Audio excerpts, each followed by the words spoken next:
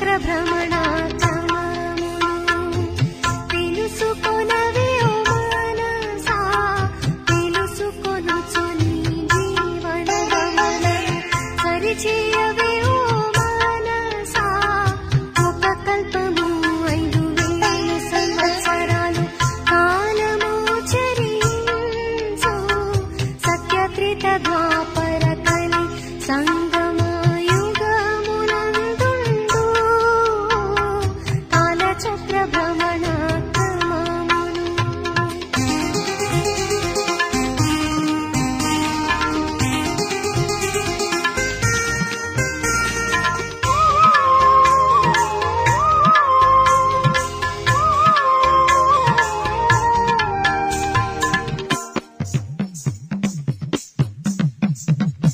ఒకే ధర్మము ఒకే రాజ్యము సత్యయుగము నా వర్ధిల్లు ఆరోగ్యం ఆహ్లాదమే కాని రోగం దుఃఖం ఉండవట 1.5 శతవర్షములాయువు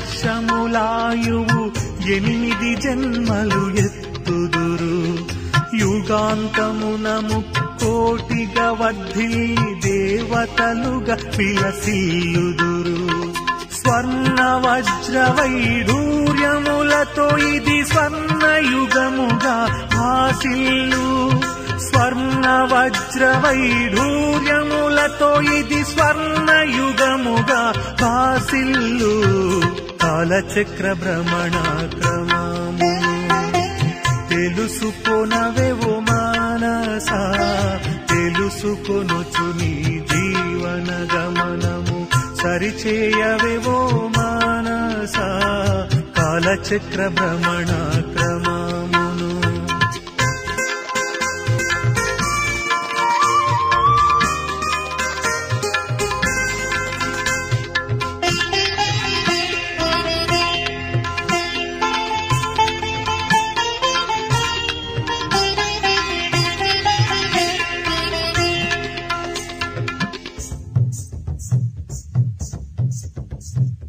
కళలు తగ్గిన సంపన్నులతో త్రేతాయుగము విరాజిల్లు వైభవమున చిరుభేదముతో ఇది సత్యయుగమునే తలపించు 120 వర్షములాయువుతో 12 జన్మలెత్తుదురు 3,33,000,000 కోట్లకు పెరుగుదురు రమ్యమైన జీవనములతో ఇది రజిత యుగముగా రంజిల్లు రమ్యమైన జీవనములతో ఇది రజిత యుగముగా రంజిల్లు కాలచక్ర భ్రమణాక్రమమును తెలుసుకొనవే ఓ మనసా తెలుసుకొనుచు నీ జీవన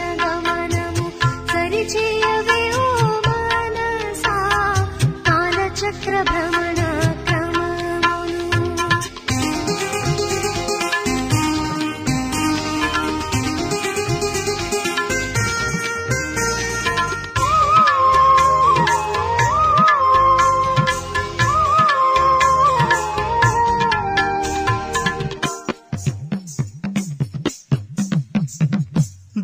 ద్వాపరయుగమున సగము కళలతో ధర్మ విభేదము జనించు భక్తి భావన పెంపొంది బహుదేవోపాసన మొదలగును దేహాభిమానం పెరుగుటతో విషయ వికారం విలయంచు భీషణ దూషణ రణములతో హింస అశాంతులు చెలరేగు ప్రకృతిలో వికృతి మొదలై ఇది తామ్రయుగముగా తెలియబడు ప్రకృతిలో వికృతి మొదలై ఇది తామ్రయుగముగా తెలియబడు కాలచక్ర భ్రమణాక్రమమును తెలుసుకొనవే ఓ మనసా తెలుసుకొనుచు నీ జీవన గమనము సరిచేయవేవో మానసా కాలచక్ర భ్రమణ క్రమమును.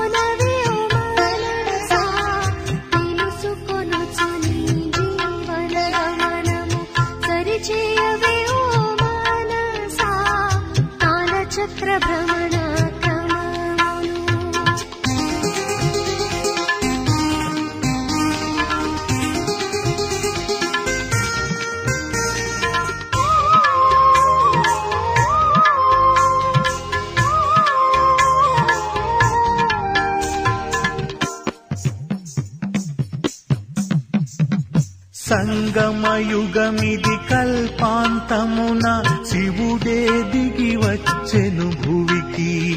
బ్రహ్మ బాబా హెచ్చరికలలో దైవ శాసనము వినిపించే. సంగమయుగమిది కల్పాంతమున శివుడే దిగి వచ్చెను భువికి. బ్రహ్మ బాబా హెచ్చరికలలో దైవ శాసనము వినిపించే. మరో స్వర్ణయుగమున నీవు ఇలదేవతవై జనించు. మరో స్వర్ణయుగమున నీవు ఇలదేవతవై జనించు. కాలచక్ర భ్రమణ క్రమమును తెలుసుకొనవేవో మానసా తెలుసుకొనుచు నీ జీవన గమనము సరిచేయవేవో మానసా కాలచక్ర భ్రమణ క్రమము. ఓం శాంతి. మధురమైన పిల్లలారా, ఆత్మలైన మీ స్వధర్మము శాంతి, మీ దేశము శాంతిధామము. ఆత్మలైన మీరు శాంతి స్వరూపులు. అందువల్లే మీరు శాంతి కావాలని వేడుకోరాదు. ప్రశ్న: మీ యోగబలం చేయు అద్భుతమే ఏది? జవాబు: యోగబలం ద్వారా మొత్తం ప్రపంచాన్ని పవిత్రంగా చేస్తారు. మీరు చాలా కొద్దిమంది పిల్లలే యోగబలం ద్వారా ఈ మొత్తం కలియుగ పర్వతాన్ని తొలగించి బంగారు పర్వతాన్ని స్థాపన చేస్తారు. పంచతత్వాలు కూడా సతో ప్రధానంగా అవుతాయి, మంచి ఫలితాలు ఇస్తాయి. సతో ప్రధాన తత్వాల వల్ల ఈ శరీరాలు కూడా సతో ప్రధానంగా అవుతాయి. అక్కడ పండ్లు కూడా చాలా పెద్ద పెద్దవిగా చాలా రుచిగా ఉంటాయి. ఓం శాంతి. ఓం శాంతి అన్న వెంటనే చాలా ఖుషి కలగాలి. ఎందుకంటే వాస్తవానికి ఆత్మ శాంతి స్వరూపము. దాని స్వధర్మమే శాంతి. శాంతి మీ కంఠహారమని సన్యాసీలు కూడా ఉదాహరిస్తారు. శాంతిని వెలుపల ఎక్కడ వెతుకుతారు? ఆత్మ స్వతహాగా శాంతి స్వరూపము. ఈ శరీరంలో పాత్ర చేసేందుకు రావలసి వస్తుంది. ఆత్మ సదా శాంతిగా ఉంటే కర్మలెలా చేస్తుంది? కర్మలైతే చేసే తీరాలి. శాంతిధామంలో ఆత్మలు శాంతిగా ఉంటాయి. అక్కడ శరీరాలు ఉండనే ఉండవు. సన్యాసీలు మొదలైన వారు స్వయాన్ని ఆత్మలమని, శాంతిధామంలో ఉండేవారమని భావించరు. శాంతిధామము మన స్వదేశమని పిల్లలకు అర్థం చేయించబడింది. తర్వాత మనము సుఖధామంలోకి వచ్చి పాత్రను అభినయిస్తాము. ఆ తర్వాత దుఃఖధామంలో రావణ రాజ్యం ఉంటుంది. ఇది 84 జన్మల కథ. భగవాను వాచ, అర్జున, నీకు నీ జన్మల గురించి తెలియదు. ఒక్క అర్జునునికే అని ఎందుకంటారు? ఎందుకంటే ఒక్కరిది గ్యారంటీగా తీసుకోవచ్చు. రాధాకృష్ణులదైతే గ్యారంటీ కదా, కనుకే వీరిదే తీసుకుంటారు. ఇది తండ్రికి కూడా తెలుసు, పిల్లలకు కూడా తెలుసు. అందరూ పిల్లలే. అందరూ 84 జన్మలు తీసుకోరు. కొంతమంది మధ్యలో వస్తారు, కొంతమంది చివర్లో వస్తారు. కానీ వీరేమో తప్పనిసరిగా 84 జన్మలు తీసుకుంటారు. పిల్లలారా అని వీరికి చెప్తారు. అందువల్లే ఇతడు అర్జునుడు కదా, రథంలో కూర్చొని ఉన్నాడు కదా, ఎలా జన్మిస్తావో పిల్లలు కూడా అర్థం చేసుకోగలరు. సర్వీసే చేయకుంటే సత్యయుగ నూతన ప్రపంచంలో మొదటలా వస్తారు. వీరి అదృష్టం ఎక్కడ ఉంది? చివర్లో జన్మించే వారికి ఇల్లు పోతుంది కదా. నేను ఇతని విషయమే చెప్తున్నాను. మీకు కూడా ఇతడు తప్పకుండా వస్తాడని తెలుసు. మమ్మా బాబా 84 జన్మలు తీసుకుంటారని మీరు కూడా అర్థం చేసుకోగలరు. కుమార్కా, జనక్ మొదలైన మహారథులు 84 జన్మలు తీసుకుంటారు. సర్వీస్ చేయని వారు కొన్ని జన్మల తర్వాత వస్తారు. మనం పాస్ అవ్వలేమని, వెనక వస్తామని అర్థం చేసుకుంటారు. పాఠశాలలో పరుగు పందెంలో లక్ష్యం వరకు పరిగెత్తి వాపస్ వస్తారు కదా. అందరూ ఒకే విధంగా ఉండరు. పందెంలో కొద్దిగా 25 ఇంచి తేడా వచ్చినా ప్లస్లోకి వచ్చేస్తారు. ఇది కూడా ఒక గుర్రపు పందెము. అశ్వమనగా గుర్రము, రథమును కూడా గుర్రమని అంటారు. పోతే దక్ష ప్రజాపిత యజ్ఞము చేసి అందులో గుర్రాన్ని స్వాహా చేశాడని అంటారు. ఈ విషయాలేమీ లేవు. దక్ష ప్రజాపిత లేడు, ఈ యజ్ఞము రచించలేదు. పుస్తకాలలో భక్తి మార్గపు కట్టుకథలు అనేకమున్నాయి. వాటి పేరే కథలు. చాలా కథలు వింటారు. మీరైతే ఈ చదువు చదువుకుంటారు. చదువును కథ అని అనరు. పాఠశాలలో చదువుకుంటారు. ఈ చదువు ద్వారా మాకు ఫలానా ఉద్యోగం లభిస్తుందని లక్ష్యం ఉంటుంది. ఏదో ఒకటి లభిస్తుందని భావిస్తారు. ఇప్పుడు పిల్లలు మీరు ఆత్మాభిమానులుగా అవ్వాలి. ఇదే మీరు చేయవలసిన శ్రమ.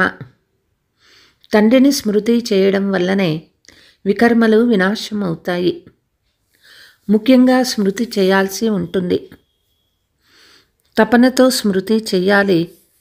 అంతేగాని నేను శివబాబా సంతానాన్ని కదా, ఎందుకు స్మృతి చేయాలని అనుకోరాదు. స్వయాన్ని విద్యార్థిగా భావించి స్మృతి చెయ్యాలి.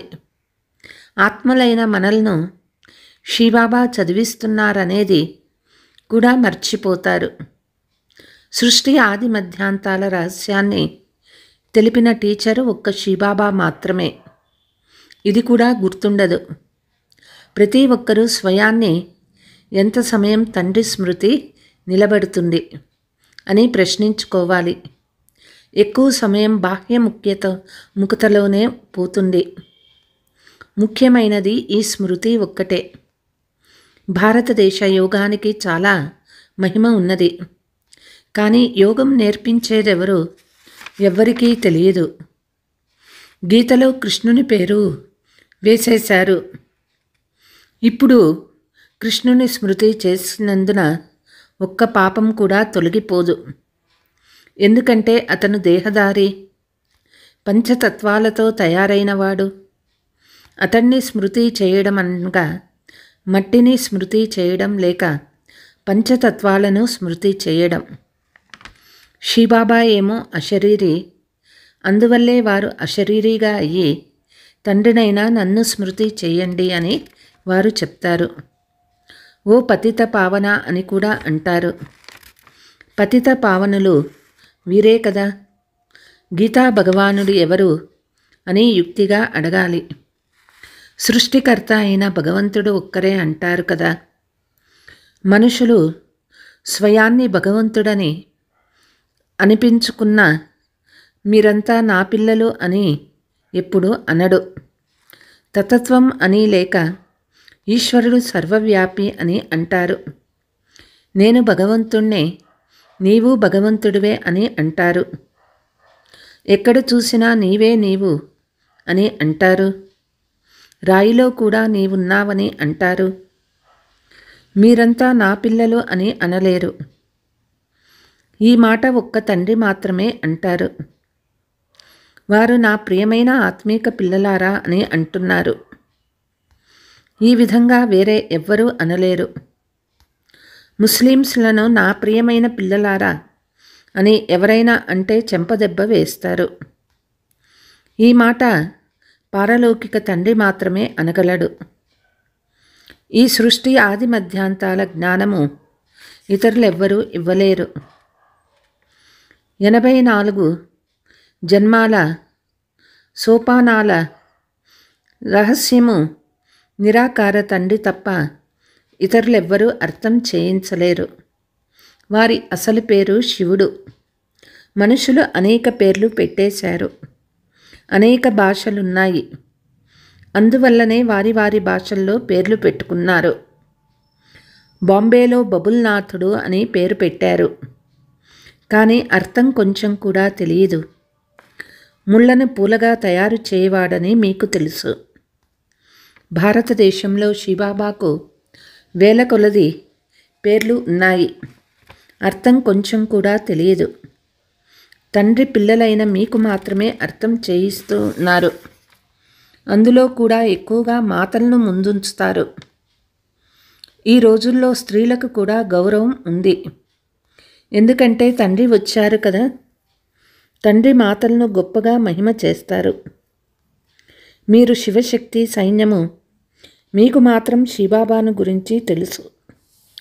సత్యమైన వారు ఒక్కరే. సత్యమైన నావ కదులుతుంది కానీ మునగదు. మహిమ కూడా చేస్తారు. అందుకే మీరు సత్యమైన వారు నూతన ప్రపంచాన్ని స్థాపన చేస్తూ ఉన్నారు. అసత్య నావలన్నీ మునిగి సమాప్తమైపోతాయి.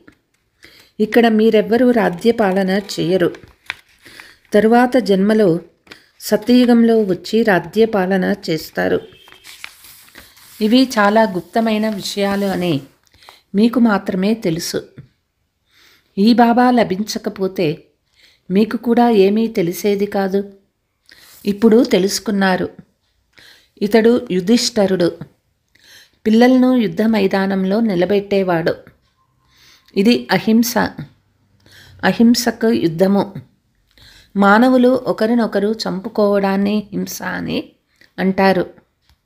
కానీ మొట్టమొదట ముఖ్యమైన హింస కామ వికారము. అందుకే కామము మహాశత్రువని అంటారు.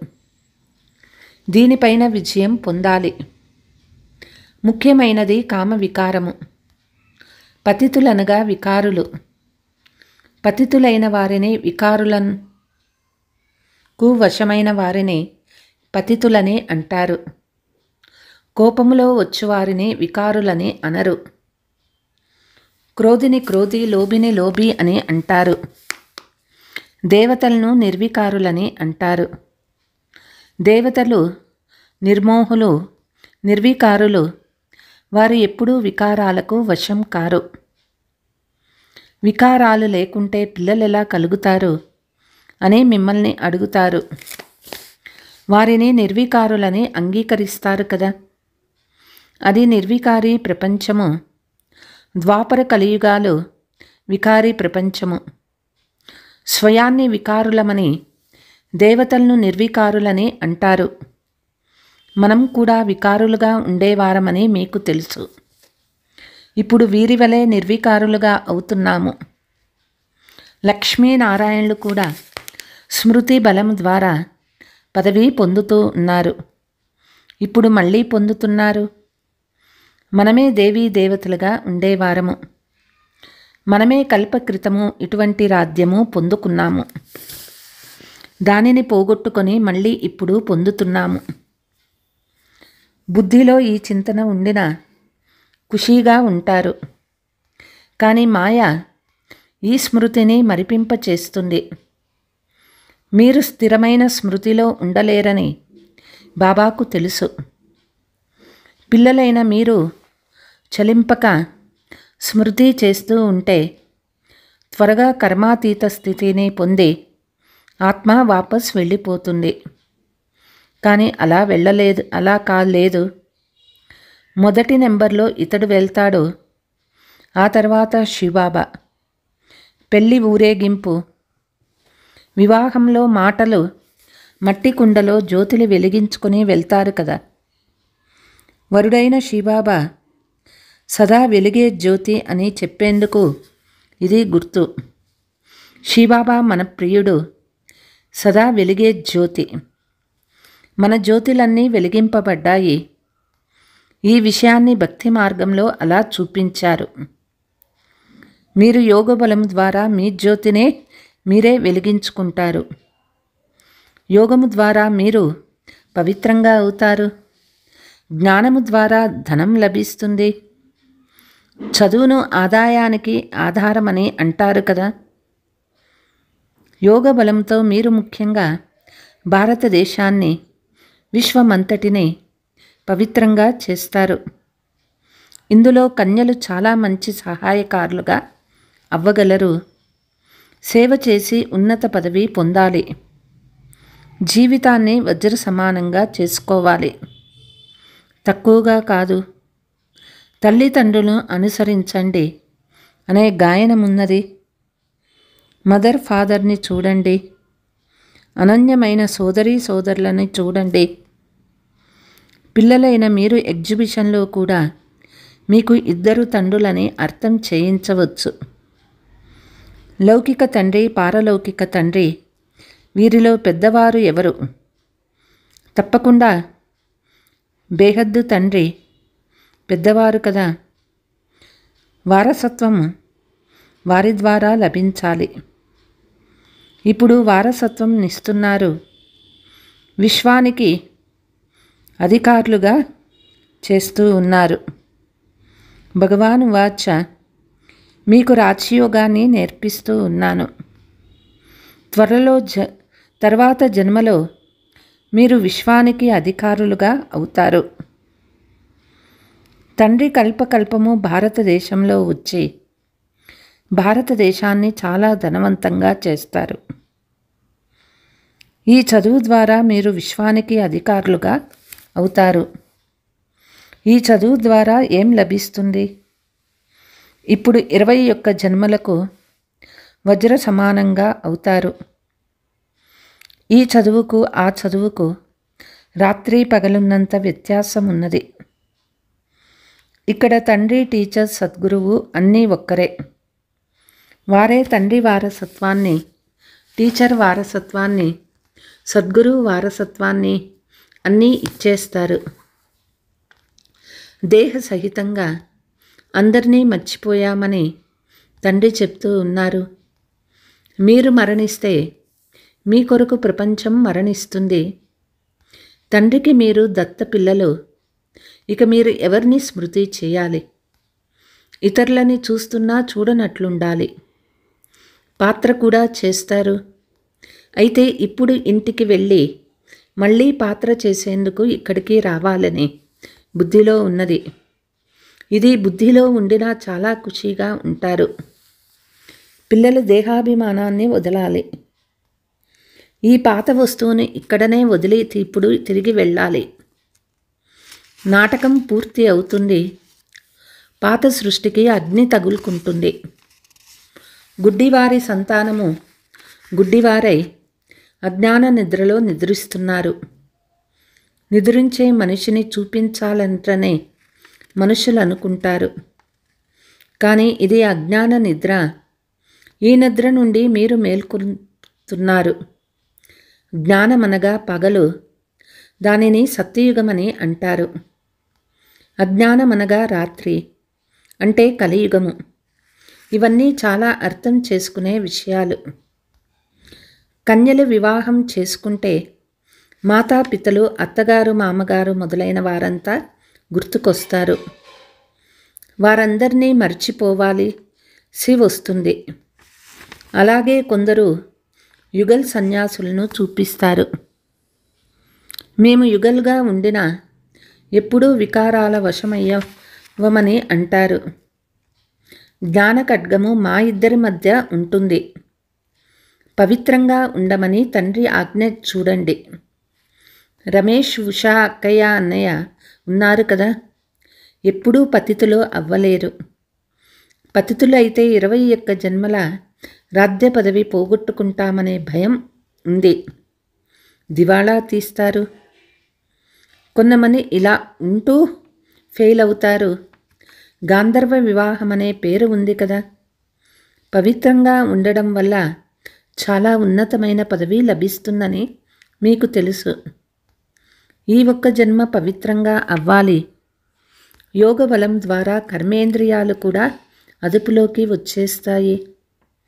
యోగ బలం ద్వారా మీరు మొత్తం ప్రపంచమంతటిని పవిత్రంగా చేస్తారు. మీరు కొంతమందే అయిన పిల్లలైనా మీరు యోగ బలంతో కలియుగ పర్వతాన్ని ఎత్తేసి బంగారు పర్వతాన్ని స్థాపన చేస్తారు. ఇది మనుషులకి అర్థం కాదు. వారు గోవర్ధన పర్వతం చుట్టూ ప్రదక్షిణలు చేస్తూ ఉంటారు. తండ్రే వచ్చి ప్రపంచమంతటిని బంగారు ప్రపంచంగా తయారు చేస్తారు. అలాగని హిమాలయ పర్వతాలు బంగారు పర్వతాలుగా అయిపోతాయనే కాదు. అక్కడ బంగారు గనులు నిండుగా ఉంటాయి. 5 తత్వాలు సతో ప్రధానంగా ఉంటాయి. అక్కడ ప్రకృతి చాలా మంచి ఫలాన్ని ఇస్తుంది.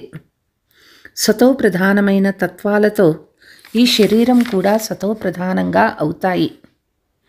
అచ్చటి ఫలాలు కూడా చాలా పెద్దవిగా, చాలా మధురంగా, రుచిగా ఉంటాయి. దాని పేరు స్వర్గము. కనుక స్వయాన్ని ఆత్మగా భావించి తండ్రిని స్మృతి చేయడం ద్వారానే వికారాలు వదిలిపోతాయి. దేహాభిమానం వస్తే వికారాల చేష్టలు మొదలవుతాయి. యోగులెప్పుడూ వికారాలకు వశమవ్వరు. జ్ఞాన బలం ఉండినా యోగులుగా అవ్వకుంటే కింద పడిపోతారు. పురుషార్థం గొప్పదా, ప్రాలబ్ధం గొప్పదా అని అడుగుతారు కదా. పురుషార్థం గొప్పదని అంటారు. అదేవిధంగా జ్ఞాన యోగాలలో గొప్పది యోగమని అంటారు. యోగము ద్వారానే పతితుల నుండి పావనంగా అవుతారు. బేహద్దు తండ్రి ద్వారా చదువుతున్నామని ఇప్పుడు పిల్లలు మీరంటారు. మనుషుల ద్వారా చదువుకుంటే ఏం లభిస్తుంది? నెలకు ఎంత సంపాదిస్తారు? మీరు ఒక్కొక్క రత్నాన్ని ధారణ చేస్తారు. ఒక్కొక్కటి లక్షల రూపాయలు విలువైనది. అక్కడ ధనాన్ని లెక్కించరు. లెక్కలేనంత ధనం ఉంటుంది. అందరికీ వారి వారి భూములు మొదలైనవి ఉంటాయి. ఇప్పుడు మీకు రాజయోగాన్ని నేర్పిస్తానని తండ్రి అంటున్నారు. ఇది మీ లక్ష్యము. పురుషార్థం చేసి ఉన్నతంగా అవ్వాలి. రాజధాని స్థాపన అవుతూ ఉన్నది. ఈ లక్ష్మీనారాయణులు ప్రాలబ్ధం ఎలా పొందారు? వీరి ప్రాలబ్ధాన్ని తెలుసుకుంటే ఇంకేం కావాలి? కల్పానికి ఒక్కసారి 5000 సంవత్సరాల తర్వాత తండ్రి వస్తారని మీకు తెలుసు. వారొచ్చి భారతదేశాన్ని స్వర్గంగా చేస్తారు. అందుకే పిల్లలకు సేవ చేయాలనే ఉత్సాహం ఉండాలి. ఎవరికో ఒకరికి దారి చూపకుండా భోజనమే చేయరాదు. ఇంత ఉల్లాస ఉత్సాహాలు ఉంటే ఉన్నత పదవి పొందగలరు. అచ్చా, मीठे मीठे सिकीलते बच्चों प्रति मात पिता बाप दादा का याद प्यार और गुड मॉर्निंग. रूहानी बाप की रूहानी बच्चों को नमस्ते. हम रूहानी बच्चों की रूहानी मात पिता बाप दादा को याद प्यार गुड मॉर्निंग नमस्ते नमस्ते. ఈశ్వరీయ సేవ చేసి మీ జీవితాన్ని 21 జన్మలకు వజ్ర సమానంగా చేసుకోవాలి. తల్లి తండ్రిని అనన్య సోదరీ సోదరులనే అనుసరించాలి. కర్మాతీత స్థితిని తయారు చేసుకునేందుకు దేహ సహితం అందరినీ మర్చిపోవాలి. మీ స్మృతిని స్థిరంగా చలించకుండా చేసుకోవాలి. దేవతల వలె నిర్లోభులుగా, నిర్మోహులుగా, నిర్వికారులుగా అవ్వాలి. వరదానము: విలవిలలాడుతూ ఉన్న ఆత్మలకు సెకండులో గతి సద్గతి ఇచ్చే మాస్టర్ దాతా భవ. ఎలాగైతే స్థూల సీజన్ కొరకు ఏర్పాటు చేసుకుంటారో సేవాదారులను సామాగ్రినంతా తయారు చేసుకుంటారో, తద్వారా ఎవరికీ ఏ కష్టము కలగకుండా సమయం వ్యర్థం కాకుండా చేసుకుంటారో, అలా ఇప్పుడు సర్వ ఆత్మలకు గతి సద్గతిని కలుగచేసే అంతిమ సీజన్ రానున్నది. విలవిలలాడే ఆత్మలకు క్యూలో నిల్చునే కష్టము రానివ్వరాదు. వస్తూ ఉండాలి, తీసుకొని వెళ్తూ ఉండాలి. అందుకు ఎవరు రెడీగా సదా సిద్ధంగా అవ్వండి. ఇప్పుడు పురుషార్థం జీవితం కంటే పైన ఉన్నతమైన దాతా యొక్క స్థితిలో ఉండండి. ప్రతి సంకల్పము, ప్రతి సెకండు మాస్టర్ దాతలుగా అవ్వండి. స్లోగన్: హుజూర్ అంటే బాబాను బుద్ధిలో హాజరుగా ఉంచుకుంటే సర్వప్రాప్తులు జీ హాజర్ అని మీ ముందు చేతులు కట్టుకొని నిల్చుకుంటాయి. అచ్చా, ఓం శాంతి.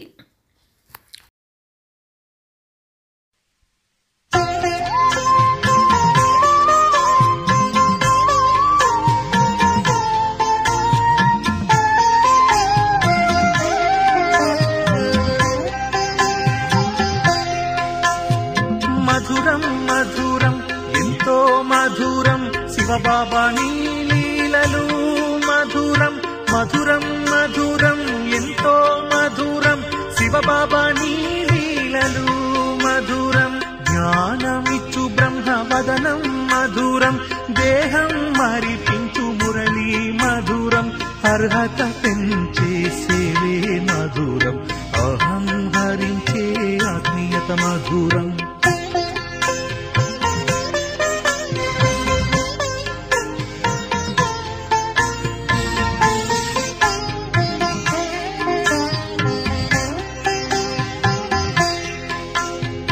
కర్మల మార్చిన శిక్షణ మధురం.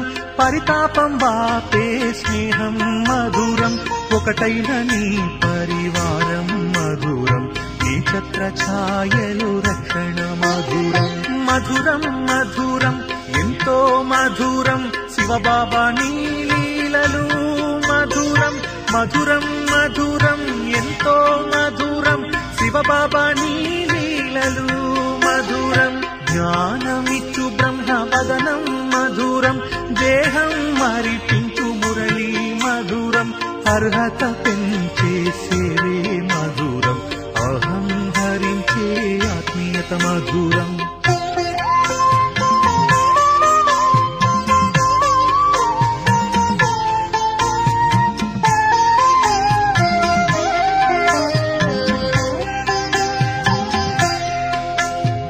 ఉత్సాహమిచ్చు సాంగత్యం మధురం.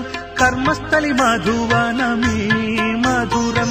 సంగమయుగ ద్విజన్మము మధురం. పరంధామ సన్నిధానం మధురం. మధురం మధురం ఎంతో మధురం. శివబాబా నీ లీలలు మధురం మధురం మధురం ఎంతో మధురం. శివబాబా నీ లీలలు